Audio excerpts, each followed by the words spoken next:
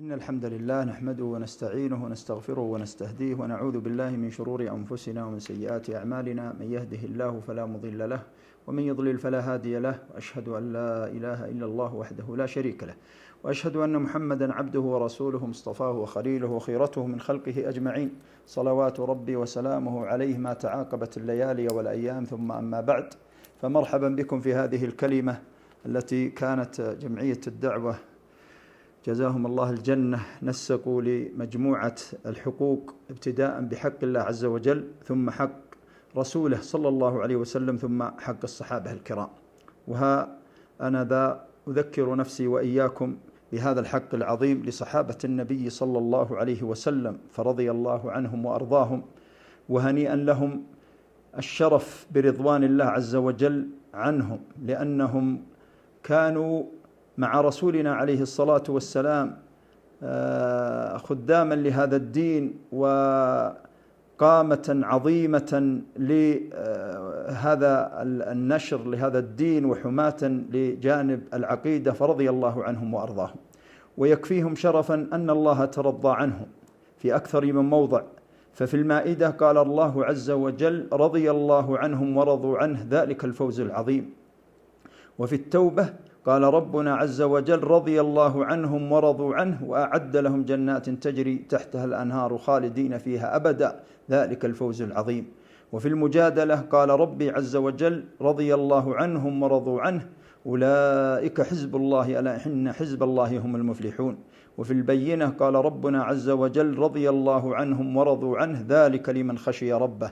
فصحابة رسول الله صلى الله عليه وسلم رضي الله عنهم هذا الرضا لرضا رسول الله صلى الله عليه وسلم عنهم، وحقهم علينا عظيم، فهم خيرة الخلق بعد الأنبياء والمرسلين، وهم من اصطفاهم الله لصحبة النبي عليه الصلاة والسلام، فنالوا بذلك أعلى المنازل. فمن حقوقهم علينا أولا الترضي عنهم أجمعين، رضي الله عنهم أجمعين، فقد رضي عنهم النبي عليه الصلاة والسلام، وبالتالي فهم ممن رضي الله عنهم، لأن حب الرسول عليه الصلاة والسلام ورضاه عنهم هذه منقبة لصحابة النبي صلى الله عليه وسلم. ومن حقوقهم معرفة قدرهم، فنعرف للصحابة قدرهم، وعلى رأس أولئك الخلفاء رضي الله عنهم، ابتداء بأبي بكر الصديق وعمر الفاروق وعثمان ذو النورين وعلي والد الحسن والحسين رضي الله عنهم أجمعين. وكذا معرفة حق بقية الصحابة أجمعين، وعلى رأسهم معاوية بن أبي سفيان رضي الله عنه، فهو كاتب الوحي وصاحب النبي صلى الله عليه وسلم، ثم بقية الصحب الكرام رضي الله عنهم أجمعين. ومن حقوقهم عدم الخوض فيما حدث بينهم، فلا يصح لمؤمن يتقي الله عز وجل ويتأدب بأدب رسوله صلى الله عليه وسلم أن يخوض فيما حدث بينهم رضي الله عنهم وأرضاهم، فلا يتكلم عن علي ولا عن معاوية ولا عن الزبير ولا عن طلحة ولا عن أمنا عائشة رضي الله عنهم أجمعين. قال الإمام ابن كثير في هذه المعارك التي ذكرت فيما حصل من خلاف، قال ابن كثير رضي الله عنه ورحمه، قال: برئت منها سيوفنا فلتبرأ منها ألسنتنا من الكلام والخوض فيها.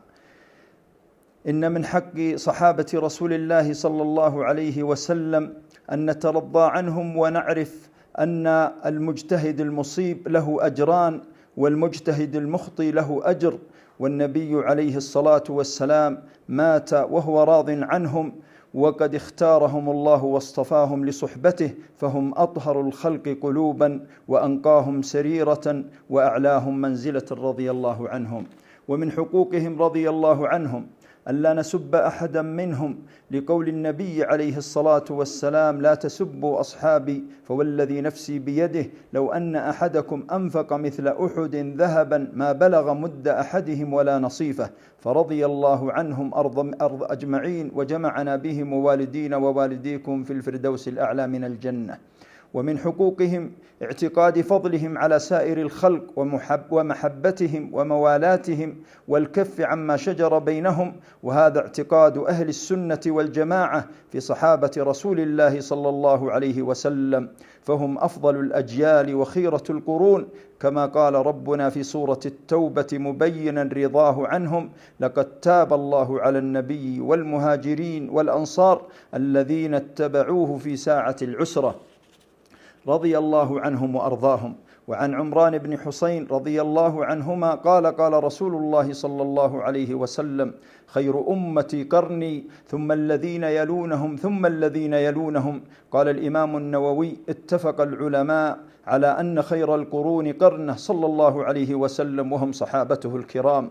وأفضل الصحابة على الإطلاق الخلفاء الراشدون المهديون أبو بكر وعمر وعثمان وعلي. فعن العرباض بن سارية رضي الله عنه أن رسولنا صلى الله عليه وسلم قال: عليكم بسنتي وسنة الخلفاء الراشدين المهديين، عضوا عليها بالنواجذ، وإياكم والأمور المحدثات، فإن كل بدعة ضلالة. فمحبتهم وموالاتهم ونصرتهم والاستغفار لهم والدعاء لهم واجب وحق على كل مسلم يؤمن بالله واليوم الآخر. ونصرتهم ومحبتهم من الواجب، فمن علامات الإيمان محبة الأنصار، ومن علامة النفاق بغض الأنصار. فعن أنس عن النبي صلى الله عليه وسلم قال: آية الإيمان حب الأنصار، وآية النفاق بغض الأنصار. فمن حقهم علينا الترضي عنهم والذب عنهم. قال أبو زرعة الرازي: إذا رأيت الرجل يتنقص أحدا من أصحاب رسول الله صلى الله عليه وسلم فاعلم أنه زنديق. نعوذ بالله من حال من تعرض لصحابة النبي عليه الصلاة والسلام. قال النووي: اعلم أن سب الصحابة رضي الله عنهم حرام ومن فواحش المحرمات، سواء من لابس الفتن ومن تركها، لأنهم مجتهدون في تلك الحروب متأولون. قال شيخ الإسلام ابن تيمية: القدح فيهم قدح في القرآن والسنة. ومن حقوقهم رضي الله عنهم التلقي عنهم وحسن التأدب بهم في العلم والعمل والدعوة والأمر والنهي، ومعاملة عامة